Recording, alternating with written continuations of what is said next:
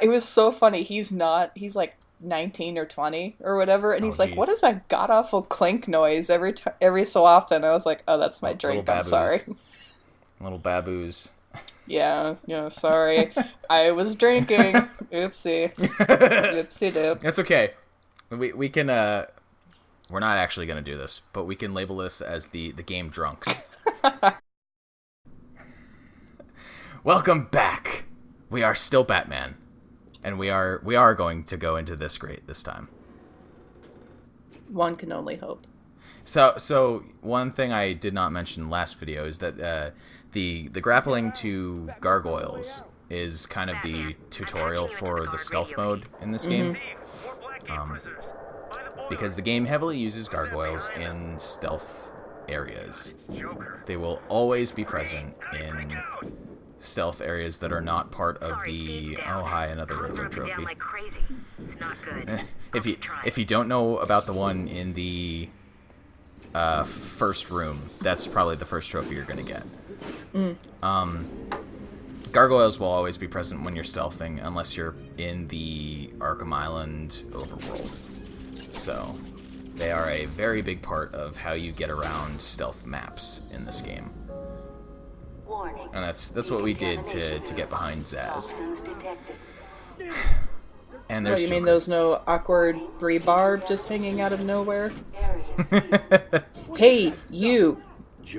Get to that area. Use that. Anyone caught in there is dead. I mean, Batman's grapnel thing is very much a MacGuffin anyway. Oh, yeah. Well, in all fairness, I wouldn't really call it one because he kind of needs it since he can't fly. Well, he does, but it doesn't function under real world physics. Yeah, I guess. Yeah, I've seen the videos of it rip his arm off. Well, whatever. Fuck you. Who cares? You're gonna be All right, so we gotta save these guards, otherwise they'll fall into the Joker gas. We don't want that. No. Gotta save them from themselves. Yeah, because they can't pull themselves up. Jeez. I'm going. You think with how Even though ripped they're big and bulky. Yeah, you'd think with how ripped they are, they would be able to, pull themselves up. No. Maybe they missed arm day. And then there's this one last guy. I guess we gotta save the criminal as well, but we're gonna punch him out. Yeah, we gotta punch him in the face. He didn't like the cut on his jib. So I accidentally hit that. I was aiming for the Joker teeth. But when you quick fire the Batarang, it automatically targets things that are relatively close to where a crosshair would be in a third person shooter. So it hit that anyway. Which started the fans up. Yay, no more Joker gas. You know, honestly, I'm not a really big fan of auto-targeting. It really depends on the game. Like, there's a couple times where it's like, yeah, that makes sense, because I wanted to go there. But then there's times where it's like, I know, I don't want you to hit that just yet. I don't want you to do that. Please don't do that. Yeah, it mostly works in the Arkham games, specifically because they're not third-person shooters. There aren't a lot of times where you hit something that you don't want to hit. I'm trying to think of what game where I had a massive problem with the auto-targeting. I can't remember the name of it right now. There are probably more than a few, considering how yeah, how prevalent... it was a game that I played recently where I had like major problems with it. Well, he was busy painting. There's another vent that I missed. I didn't see that while I was recording. So this is the upgrade system. Yeah. You start with certain things unlocked, and then as you get the base level of stuff, you can unlock the further upgrades, like with health and certain combat combos. Most of these things at the very end are gadgets that you unlock later in the game as you continue. I'm going to buy that inverted takedown first, because the inverted takedown is hilarious. And it is absolutely the best stealth upgrade in the entire game. Like, nobody who plays the game should not get the inverted takedown. I wanted to drop on top of him, and I failed, and then he socked me upside the head. Yeah, I was kind of wondering if you were going to hit that or not. You can totally drop down on top of enemies, but he just was not positioned in the right way. Yeah, it happens. There's more Joker teeth. There's so many Joker teeth. How many Joker teeth are there? There are a lot. So the Riddler challenges are separated by area of the game. Oh, mouse cursor. The Riddler challenges are separated by location, and each location has, I think, a minimum of 10 total Joker teeth by the end of the game. And I think it goes up to a maximum of 20. So this is the first boss fight of the game. And this brings me to my second problem with the Arkham Asylum game that was vastly improved in Arkham City. Who is that? I'm trying to remember. That is just a generic thug. That's just a generic thug? Okay. Yes. For whatever reason, I thought that was Solomon Grundy, and I was like, no, that's the wrong comic. Well, I'm not going to spoil anything, but Solomon Grundy does pop up in the Arkham franchise. I was wondering. But this fight goes on forever, by the way. I don't know why. I think it bugged out at some point, but it just keeps going. But Arkham Asylum has a grand total of 2 boss fights, with 5 bosses, I think. Are the rest just optional? No. The rest are exactly like this. There is one boss fight that is different from this, and then there is one boss fight that is like this with a slightly different attack pattern. And all of the other boss fights in this game are exactly like this, or are not actual, like, combat encounters. So this is a huge problem that Arkham City actually fixes, because Arkham City has actually good boss fights, which are not. I kind of miss boss fights. I've been noticing that, like, a lot of video games haven't been doing them as of late. Yeah. It makes me sad. I know Final Fantasy still does it, but then again, that's like a 25-year-old series franchise. Well, that's why I'm so into JRPGs, is because they have some of the more interesting boss fights in the market. I know Borderlands has good boss fights. I've never actually played. I have Borderlands again that I've been thinking of playing, but I've never gotten very far in it. I don't know, not really sure why. It's a game that does appeal to me. I just haven't put the time into it. But there's very few games that I don't want to get into the East versus Western market because I just don't want to go there. But I just noticed there's really, because Japan doesn't too. I mean, every now and then they'll come up with a stinker of a boss battle or whatever. Oh yeah. But it's mainly over here where it's and this is the boss battle. It's there he goes. It's no, this is shit. This is not a boss battle. Don't make me do this, please. Yeah, the boss fights in this game are like Deus Ex. They were bullshit. Heavily improved in the director's cut. Oh god, yes. At least. But because fuck you if you're doing stealth. But not to keep belaboring the franchise, but Kingdom Hearts.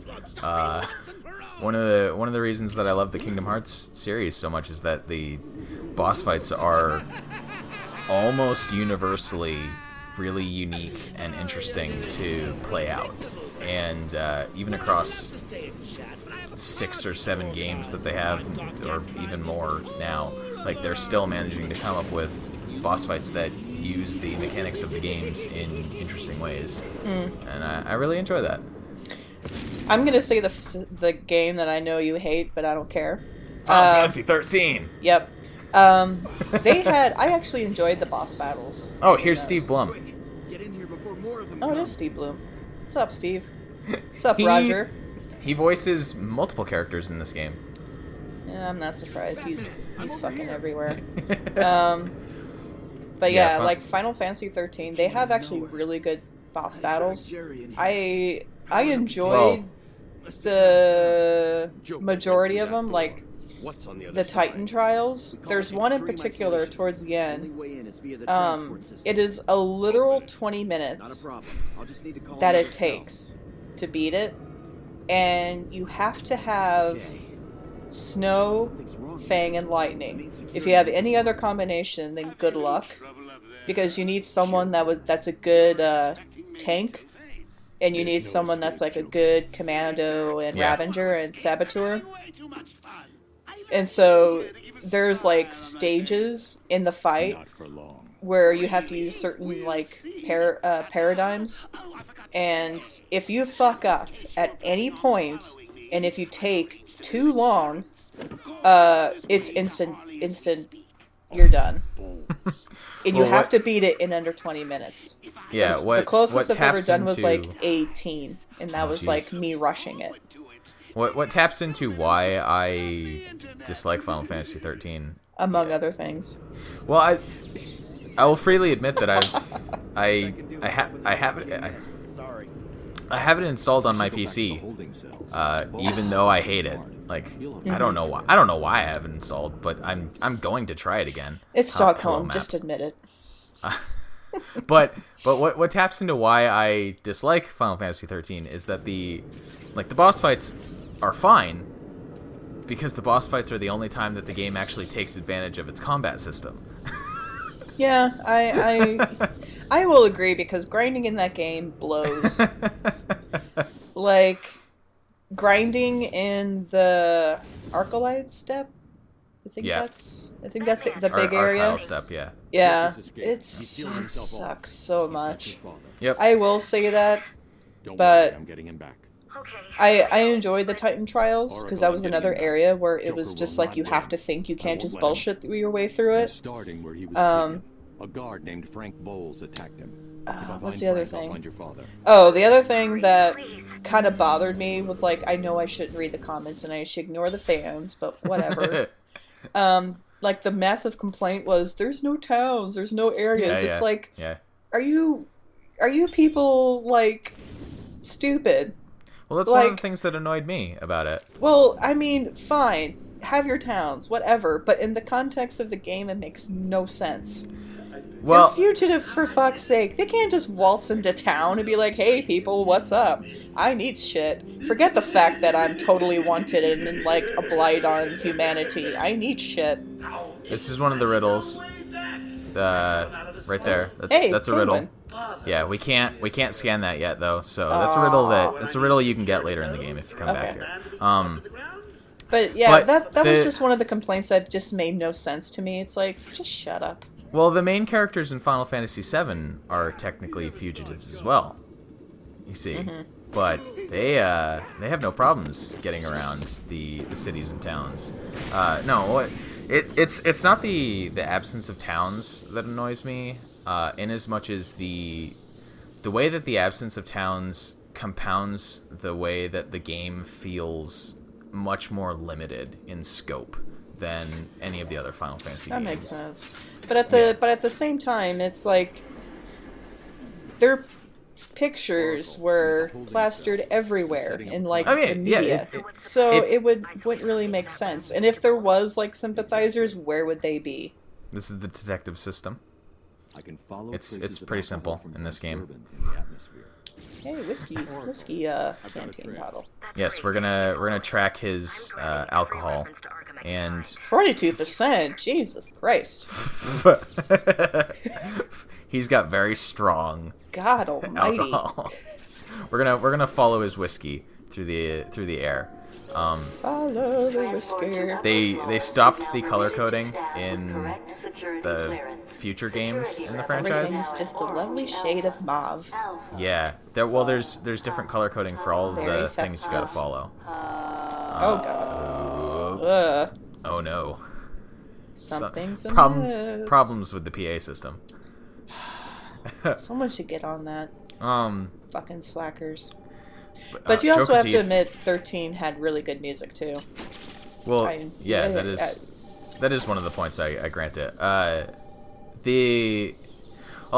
like. And I will admit I'm not saying the game is perfect, but I do enjoy it. But the dialogue was a little cringy in some areas. Uh-oh. Unreliable. We caught up too soon. Be quiet. What's going on? What's going on? Oh. What's up, Harley? Mr. J doesn't want you following us. Mr. J. Mr. J. Oh, there. Oops. Well.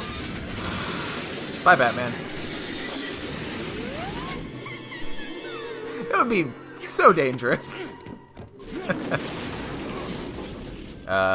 So this is one of the unique, I guess, selling features. He ripped his suit. Yeah, one of the unique selling features of the game is that they do damage modeling on Batman's suit throughout the game. So as events in the story transpire, his suit and cape become more and more damaged. So now we have a rip on the chest. Yes. In the elevator. If I want to Poor Batman. I'll need to do this the old-fashioned way. But one thing I always say about Final Fantasy 13 is that as a game on its own, I don't think it's particularly bad. No, it's fine. I think it would be. I just think the problem of it is it's a Final Fantasy game and it has all that baggage. Here's another riddle that we can't scan yet. Ooh. This is one I do come back to scan later. Okay. Yeah, if Final Fantasy 13 had not had the baggage of being called Final Fantasy 13, I imagine that I would have enjoyed it much more than I did when I tried to play it. But as it stands, like, I always compare it to previous Final Fantasy games. Well, yeah, because it's Final Fantasy. I mean, come on. Right. I mean, that's the thing. I'm saying this as a Silent Hill fan, so I'm totally aware of, This is another part of the game. There are interviews, which thankfully play when you're not staying on the screen, but unfortunately stop playing if another audio cue, like dialogue, plays from somewhere else. So we'll see much later in the game, I pick up patient interviews that get cut off by like a PA speaker going off or something, which is annoying. So you almost have to stay where you are.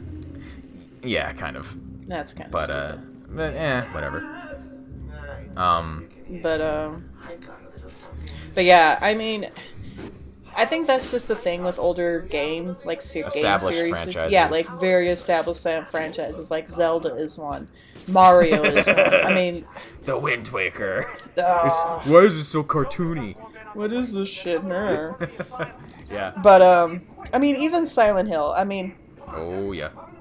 Because I absolutely hate the fact that there's like this massive, like, you either get it or you don't, even though if you do get like some of the things, they say you're not a fan and you don't get it. That's if something like you can scan. Ooh, scarab. If we like can't reach yet. Like if Pyramid Head shows up. Yeah. That is like such a point of contention that I'm actually quite surprised that it's a point of contention. Yeah. Well, because a lot of people think that it's just simply for fan service. He's not supposed to be there. Yeah. Well, he is, because everyone fucking loves him. Exactly. And now I've come to the point where I can't stand him. If I see him in a game that is not Silent Hill 2, I am automatically disinterested. Yeah, and yeah, that's the thing. Like, I went into Final Fantasy 13 having a lot of preconceived notions from growing up with Final Fantasy 7, 8, and 9, and having played 10 and 12. So this is the one that we can scan. Okay. This starts up a second, quote unquote, side quest, sort of.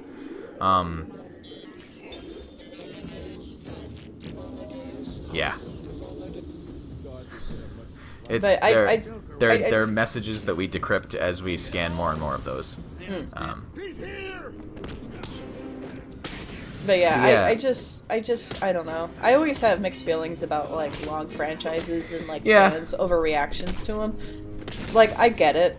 You grew up with it. I get it. But at the same time, it's like you might want to just calm down a bit. Well, that's why I've also unless you're a kind Sonic of, fan, then do shut the fuck up. I've kind of made it a running joke how much I hate Final Fantasy 13. So I run with it anyway. Yeah. I think you told me that at one point.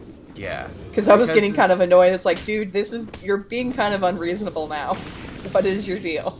Well, I make it, I like being over the top about that in particular now.